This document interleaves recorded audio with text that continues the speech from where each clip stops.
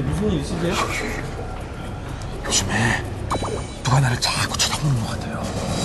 어디선가 분명히 날 지켜보고 있다니까.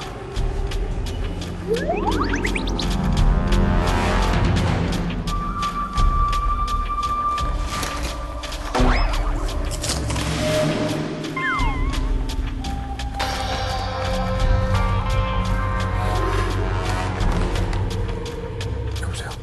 지금 과자 먹고 있지? 화장실 갔다 와서 손 씻었어?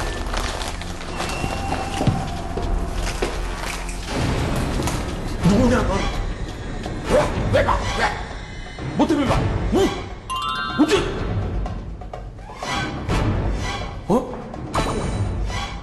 오늘의 주제? 전 국민을 분노케 한 크림빵 아빠 사건의 결정적 단서. 때로는 폭행 사건의 유력한 증거로 거론. 또한 아동폭행 현장을 고발할 유일한 자료인데 뿐만 아니다. 자전거를 타고 가던 행인, 일부러 자동차에 부딪히고 이들은 바로 자해 공갈단. 범인을 잡은 것도 바로 CCTV. CCTV가 점점 진화하고 있다. 사람의 눈을 대신해 소중한 문화를 지키고 중요한 정보를 제공한다. 편리하고 안전에 도움이 되지만 심각한 사생활 노출 문제도 거론되는 중 과연 앞으로 CCTV의 감시는 우리에게 어떤 영향을 미칠까?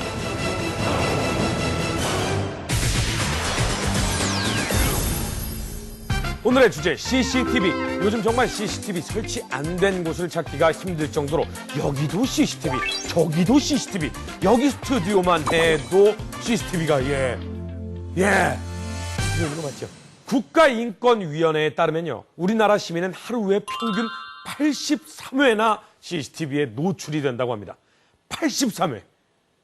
저는 과연 얼마나 지키나 한번 세보도록 하겠습니다.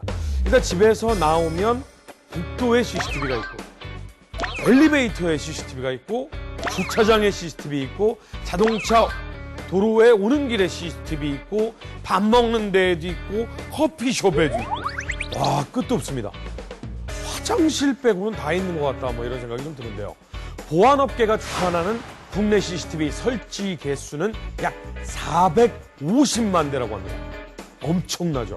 많다 하지만 영국 런던 따라잡으려면 아직 멀었습니다. 영국엔 600만 대가 있고요. 런던 시민 같은 경우엔 하루에 300번 이상 노출이 된다고 합니다.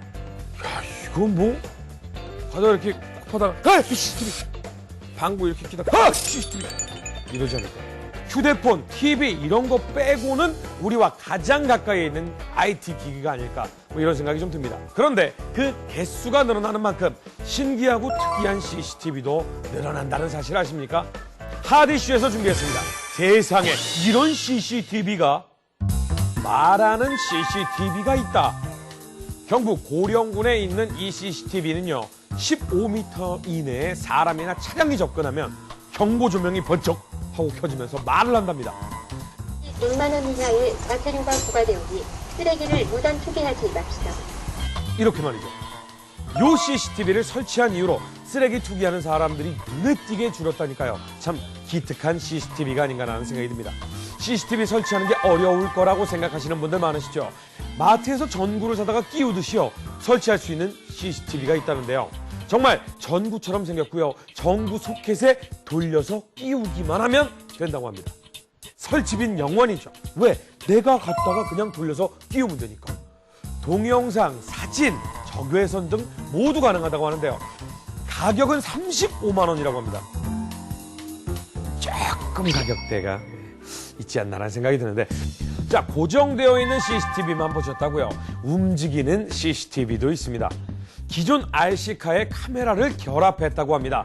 무선 조종으로 CCTV를 움직일 수가 있는 거죠. 그러니까 뭐 스마트폰으로 움직이면서 내가 보고 싶은 곳을 찾아가서 본다. 뭐 드론, 이런 거하고 좀 비슷한 게 아닌가라는 생각이 드는데, 뭐 이럴 때 쓰면 될 것 같아요. 소파에 이렇게 누워가지고 TV 보다가, 아이, 저 물이 다 끓었나? 볼까? 하고 이렇게 조종해가지고 움직이지 않아도 되는 편리함이 있을 것 같습니다. 집에서 혼자 지내는 반려동물에 대한 걱정을 좀 덜 수가 있는 CCTV도 나왔습니다. 강아지나 고양이가 밥을 잘 먹는지, 위험한 장난을 치지 않는지, 이런 거를 좀 확인할 수가 있다고 하는데요. 카메라를 상하좌우로 이렇게 회전을 시킬 수가 있고요. 주인의 목소리를 직접 반려동물에게 보낼 수가 있다고 합니다. 두비야, 밥 먹어. 두비야, 밥 먹어. 요즘에는 카메라 밑에 디스플레이로 주인의 모습까지 전송 가능하다고 하니까 뭐 영상 통화를 하듯이 보여주는 거죠. 우리 강아지들 안심하고 집 지킬 수가 있을 것 같습니다. 개도 스트레스다. 그 집주인 나가가지고 이제 좀 마음껏 놀아보나 했더니 그거 감시하고 있으니 아무튼 뭐 적당히 감시하고 적당히 예뻐해줬으면 좋을 것 같습니다. 정말 다양한 CCTV가 많은데요. 그래도 사실 비용이 좀 부담스럽긴 하잖아요. 요즘 다들 어렵다고 난리인데 뭐 한 푼이라도 아껴야지 몇십만 원씩 꺼내기는 쉽지가 않습니다. 그래서 알려드리겠습니다. 공짜로 CCTV를 설치하는 방법. 바로 사용하지 않는 스마트폰이 있으면 되는데요. 그리고 어플을 다운받으면 됩니다. CCTV라고 검색만 해도 다양한 어플들이 나오는데요. 제가 추천하는 건요. @홈 카메라입니다. 일단 무료고요. 또 다른 스마트폰으로 연동이 되기 때문에 바로바로 확인이 된다는 사실. 스마트폰 화각이 좁아서 좀 아쉽다 하는 분들, 요즘에 셀카 렌즈 나왔잖아요. 그거를 끼워 놓으시면은 다양하게 좀 화각이 넓게 촬영을 할 수가 있다고 합니다. 이렇게 다양한 어플까지 등장할 정도로 필수가 된 IT 기술 CCTV.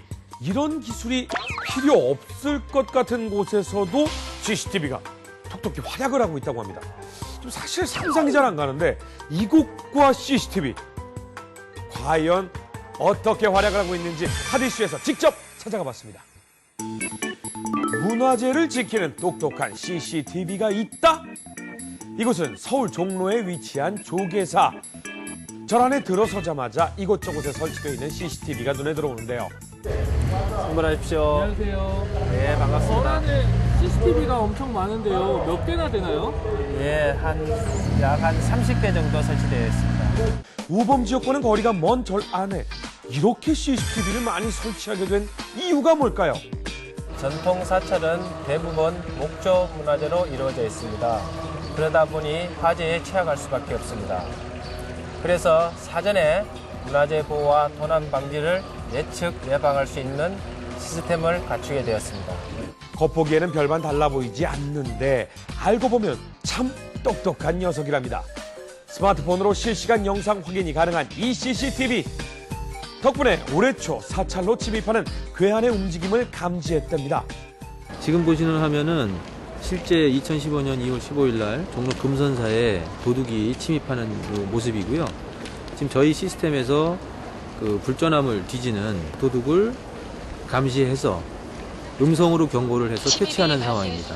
경보음이 울려서 바로 괴한은 도망가고 경찰은 바로 영상을 확보할 수가 있었죠. 그뿐만이 아닙니다. 향불이 넘어져서 화재가 일어날 뻔했는데요. 화재가 발생했습니다. 화재가 발생했습니다. 화재가 났다고 바로 스마트폰으로 알림을 전송. 덕분에 바로 진압을 할 수가 있었답니다. 스마트폰 큰일 날 뻔했습니다. 용접기에서 나오는 시퍼런 불꽃을 바로 아크라고 하는데요. 아크가 발생이 됐을 때는 누전 차단기가 떨어지지 않습니다. 이 지능형 분전반은 아크가 발생이 되면 바로 아크를 감지해서 서버나 스마트폰으로 직접 실시간으로 바로 전송을 하기 때문에 바로 대처가 가능합니다. 핫이슈에서 그래서 실험을 해봤습니다. 정말 바로 감지가 될까요? 일부러 전설의 스파크를 튀겨보는데요. 이거 보기에도 위험한데요. 이걸 CCTV가 잡아낸다고요? 아니 불난 게 아니잖아. 스파크만 번쩍 일어나는 거잖아요. 그때 스마트폰에 무언가 뜨고요. 이럴 수가. 정말 맨눈입니다. 똑똑해요. 선로상의 이상이 발생하면 실시간으로 핸드폰으로 전송을 해주고 있습니다. CCTV가 안전하게 지켜주고 있기 때문에 더욱 마음 놓고 기도에 정진할 수 있다는 스님. 아무런 보안 장치가 없었을 때와 30여 대의 CCTV를 설치한 후 많은 점이 달라졌다고 하는데요. 방제 시스템을 도입한 이후 한 건의 문화재, 화재, 도난 사고가 없었습니다. 이후로도 선조들이 물려주신 전통 사찰을 잘 유지 관리하여 후손들에게 물려줄 수 있도록 노력하겠습니다. 누구의 소유가 아닌 우리 모두의 문화재이기 때문에 더욱 소중히 지켜야겠습니다.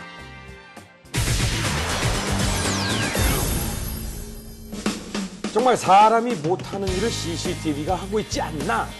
사실 24시간 사람이 뜬 눈으로 감시하기에는 정말 어려움이 많습니다.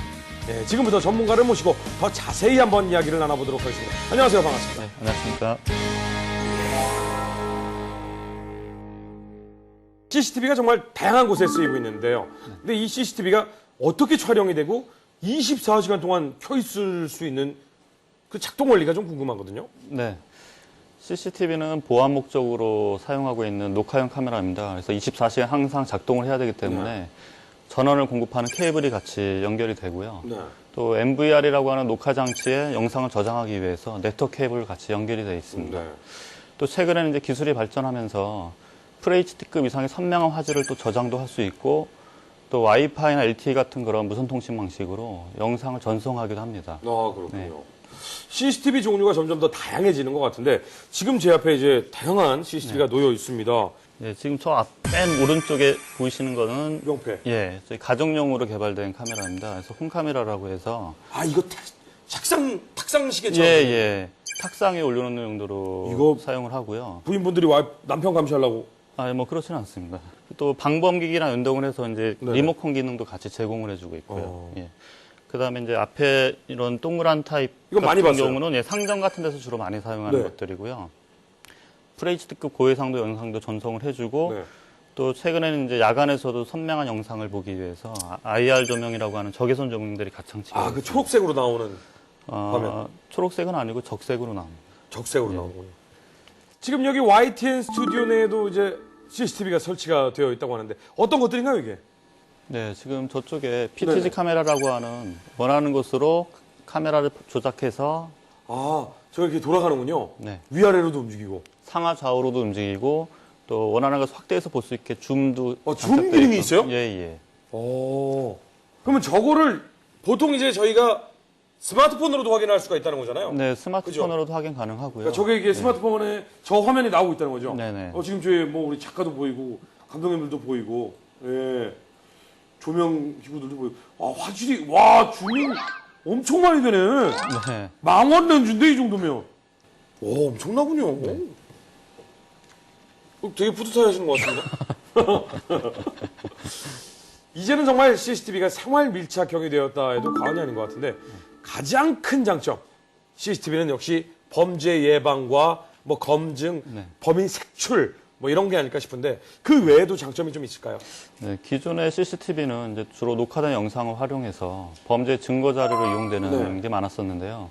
최근에 이제 CCTV가 이렇게 스스로 판단하는 기능을 갖춤으로써 갑자기 사고로 쓰러지거나 아니면 가서 뛰거나 하는 그런 이제 이상 행동을 스스로 인식을 할 수가 있습니다. 그래서 이런 산업 현장에서 작업자의 안전과 생명을 지켜줄 수 있는 그런 시스템이 돼가고 있고요. 그런 데 의미가 있는 것 같습니다. 제가 그러면 여기서 지금 카메라가 달려있으니까 네, 지금 한번 쓰러지면 안다는 거예요? 예, 체험을 해보실 수 있는데요. 한번 해보시겠습니까? 좋습니다. 지금 저 친구가 저를 찍고 있는 거죠? 네, 저 카메라가 지금 3D 카메라로 지금 촬영을 하고 있고 이제 실제 쓰러지시는 상황이 발생하면 알려줄 겁니다. 일을 하다가 뭐 이렇게 일을 하다가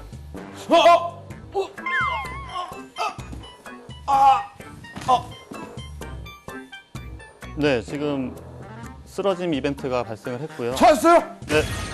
내가 위험하다고 얘기를 해요? 예, 지금 판단을 하고 있습니다. 야, 신기하네. 그러면 이제 여기에서 만약에 한번 이쪽에 쭉 한번 달려가시면 불이 났다는 거죠, 이제? 네, 예.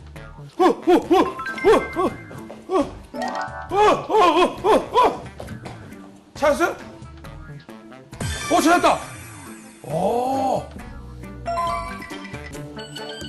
이게 어떤 내용인가요? 네, 그래서 이런 것들은 모두 영상을 분석을 해서 작업자, 어떤 사람이 쓰러졌다는 행동, 또 이제 뛰었다는 행동들을 다 인식할 수 있는 소프트웨어가 다 들어가 있습니다. 또 이제 최근에는 저희가 이제 난동 폭행이라고 하는 그렇게 뭐 위험한 상황도 알 수 있게 또 하는 기능들이 제공이 되고 있고요. 네, 모두 다 이제 영상을 분석해서 얻어지는 결과들입니다. 진짜 CCTV 많이 발전을 했습니다. 그런데 장점이 있으면 아무래도 단점이 좀 있지 않겠습니까? 네, 아무래도 사생활 침해 문제가 있을 수 있는데요. 그렇죠. 사생활이란 부분하고 보안은 아무래도 양립하기 서로 어려운 부분이 있습니다. 하지만 최근에는 이제 영상에서 움직이는 사람만을 찾아내서 그 부분을 모자이크 처리를 한다거나 하는 그런 프라이버시 마스킹 기능이라는 게 적용이 되고 있고요. 그래서 어느 정도는 프라이버시에 대한 이제 대책을 제공해주고 있습니다. 근데 재밌는 것이 이게 범죄가 일어났을 때 실제로 그 화면이 필요해서 쓸 때 범인의 얼굴이 모자이크돼 있으면 안 되잖아요. 그런 것들은 기술적으로 복원해 줄 수 복원이 있는 것들이 가능하군요. 가능하고요. 걱정 없습니다. 네. 자, 앞으로 CCTV 어디까지 더 발전할 거라고 생각을 하십니까? 사실은 CCTV는 이 이상 발전한다는 건 화질의 개선 정도? 뭐 이상은 없을 것 같은데요. 네. 사실 뭐 화질도 최근에 많이 개선이 되고 있는데요. 최근에는 이제 지능형 CCTV라고 해서 CCTV가 이제 스스로 판단하는 기능들이 점점 이제 갖춰지고 있습니다. 네. 이런 것들이 이제 많은 카메라도 연결되면서 빅데이터와 같은 기술가 이용해서 정말 미래에 발생 가능한 그런 범죄나 재난 사고 등을 예측을 해서 알려줄 수 있는 그런 시스템으로 발전할 것으로 예상을 하고 있습니다. 아무쪼록 CCTV가 좀 더 우리 생활을 안전하고 윤택하게 만들어주는데 일조를 할 수 있도록 도와주시면 좋겠습니다. 감사합니다. 감사합니다.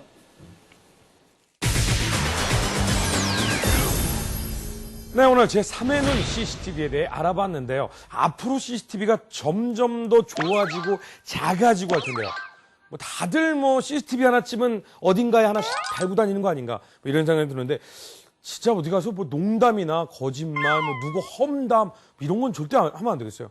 허준의 수다와 함께하는 신개념 IT 매거진 하드이슈 다음 주에는 조금 더 재미난 소식으로 찾아오도록 하겠습니다. 감사합니다. 여기는 원래 찍는 데가.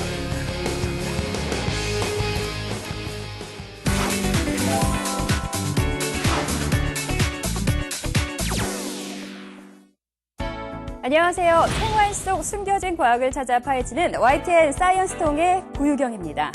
건강하게 오래오래 살도록 삶의 질을 보장하는 것이 바로 잠인데요. 그런데 성인 4명 중에 1명이 숙면의 적인 코골이를 앓고 있다고 합니다. 코를 심하게 골 경우 호흡과 잠자리 환경을 방해해서 건강을 위협할 수도 있다고 하는데요. 수면을 방해하는 코골이와 또 그로 인해 발생되는 심각한 질병, 지금 함께 과학적으로 풀어보겠습니다.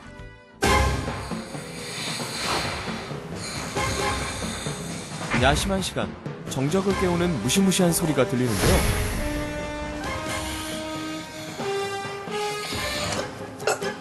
자다가 급사도 가능하고 심장마비도 올 수 있고 뇌경색 뇌출혈까지 발생될 수 있죠.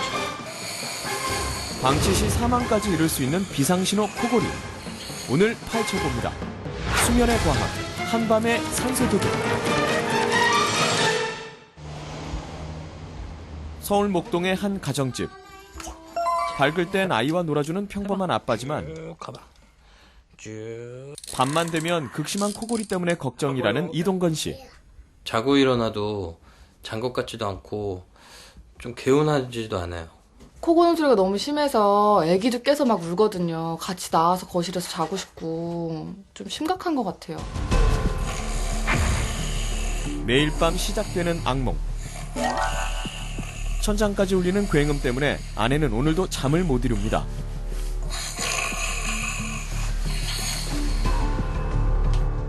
무언가 보여줄 게 있다는 아내. 피디님, 이게 제가 신랑 자는 거를 동영상을 찍은 거거든요.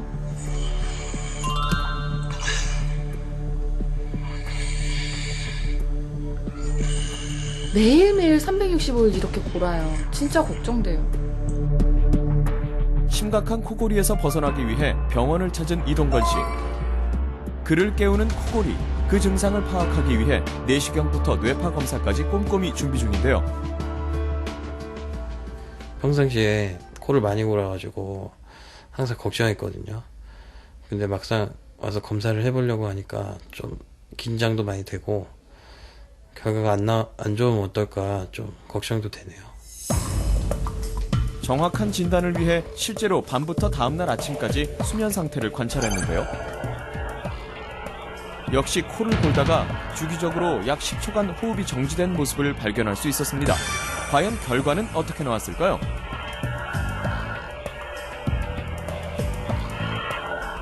중간 정도, 중증도 수면 무호흡증 환자라고 보시면 될 것 같아요. 코를 계속 골다가 중간중간에 이제 무호흡도 나오고요. 수면 무호흡증이 자다가 일어나면 산소가 떨어질 수가 있고, 이제 산소 떨어지는 게 장시간 되면은 자다가 급사도 가능하고, 또 심장에 무리가 되면 부정맥도 나올 수 있고, 심장마비도 올 수 있고, 또 산소가 떨어지면 뇌압도 올라오니까 뇌경색 뇌출혈까지 발생될 수 있죠. 코골이는 수면 중 일부 호흡 부위가 막히거나 기능이 떨어져 비정상적인 소리가 나는 걸 뜻하고, 수면 무호흡증은 코골이로 인해 심장이나 뇌에 영향을 줘 산소가 떨어지는 상태인데요. 평균 1시간 동안 5번, 정확히 10초 이상 숨을 멈추는 현상이 지속될 때 무호흡증이라고 진단합니다. 극심한 코골이로 병원을 찾은 또 다른 중년의 남성 권영남 씨. 코골이로 이상한 증세까지 생겼다는데요. 밤에 자면서도 가끔씩 잠을 깨서 보면 물이 좀 저리다든지 숨을 조금 저려서 잠을 깨는 증상도 좀 있습니다. 그래서 여러 가지 증상이 좀 있는 것 같아서 생활하는데 상당히 불편하고요. 그래서 검사 한번 받아올 겸해서 왔습니다. 코골이는 물론 주기적인 사지 떨림으로 불편을 호소, 정확한 진단을 위해 내시경부터 뇌파까지 관찰하는 수면 다원 검사를 실시했는데요. 과연 원인은? 정상적인 코 속에 비해 부어있는 권영남 씨 코 속. 기도 또한 매우 좁은 모습이 눈에 띄었습니다. 하루 동안 잠을 청해 역시 수면 상태도 체크했는데요. 코를 골 때마다 손과 다리가 떨릴 정도로 잠자리가 불편해 보였습니다. 코를 계속 고시고 계시고요. 그래서 19초, 21초 정도의 숨을 안 쉬시는 무호흡이 나타나셨어요. 일정 시간 호흡이 없어지면서 산소 포화도 역시 낮아졌는데요. 선생님은 시간당 70배 숨을 멈추는 중증 수면 무호흡 환자고요. 산소 포화도도 90점 이상이 정상인데 63%는 아주 위험한 상해라고 이해하시면 될 것 같습니다. 본인의 녹화된 수면 상태를 직접 보고 깜짝 놀란 권영남 씨. 저는 이게 심한 줄 몰랐습니다. 아주 중증이라는 말씀을 들으니까 걱정도 많이 되고요. 앞으로 꼭 치료를 좀 받아야 되겠습니다. 그렇다면 이 수면 무호흡증, 병원에서는 어떻게 치료할까요? 현재 의학적으로 안전하게 수술할 수 있는 데는 혀 윗부분, 코어근 목젖은 수술을 하지만 이 혀 아래가 이렇게 막히면서 산소가 떨어진 것은 양압 장치만이 유일하게 입증된 치료고, 요거는 주 5회 하루에 4시간 이상 끼고 자면서 산소를 올리고 코골이 무호흡을 없애면서 호흡을 정상으로 돌려주는 호흡 제한 치료기라고 보시면 될 것 같습니다. 마스크 앞부분 닫아주십시오. 수면 무호흡증 치료를 위해 양압 호흡기를 직접 착용하고 그 원리를 살펴봤는데요. 원리는 간단합니다. 양압기는 알레르기나 종양, 각종 세균의 흡입으로 좁아지거나 막힌 기도에 호흡기를 통해 지속적으로 공기를 불어넣어줘 그 공기의 압력으로 기도를 뚫거나 확대시키는 의료장치인데요.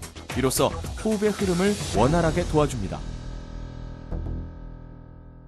네, 대부분의 사람들은 자신의 코골이가 심각한 수준인지 또 자신이 수면 무호흡증 증세가 있는지 잘 모르고 넘어가는 경우가 많다고 합니다. 그래서 간단하게 자가 진단할 수 있는 몇 가지 방법 알려드릴게요. 먼저 자신의 목 앞쪽에 튀어나온 목젖 부분을 만져보면서 지방이 늘어났다고 판단되면 무호흡증을 의심해야 하고요.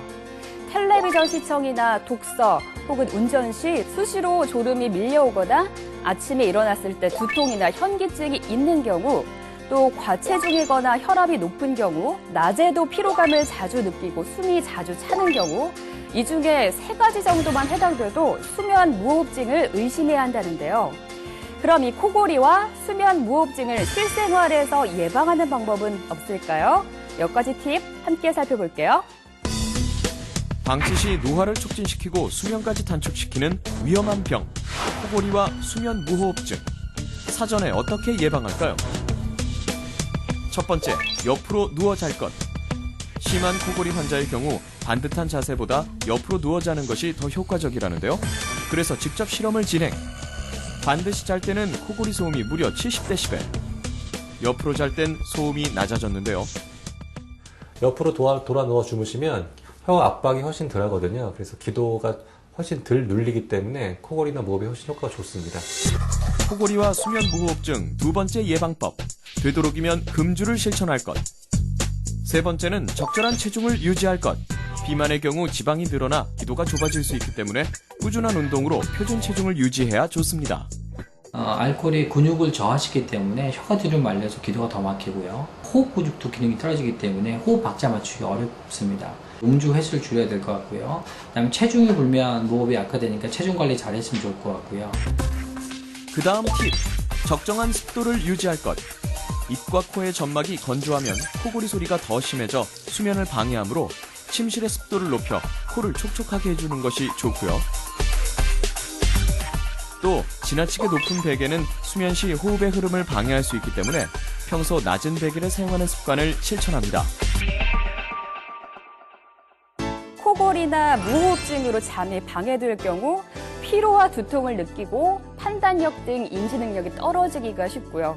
또 매번 밤잠을 설치면 매사에 의욕이 없어지고 면역 기능도 떨어지면서 각종 질병에 걸릴 확률도 높아집니다. 그러니까 평소 예방법 잘 실천하시고요. 건강한 하루를 즐기시길 바랍니다. 생활 속 과학을 파헤쳐보는 사이언스통 다음 시간에 뵙겠습니다. 안녕히 계세요.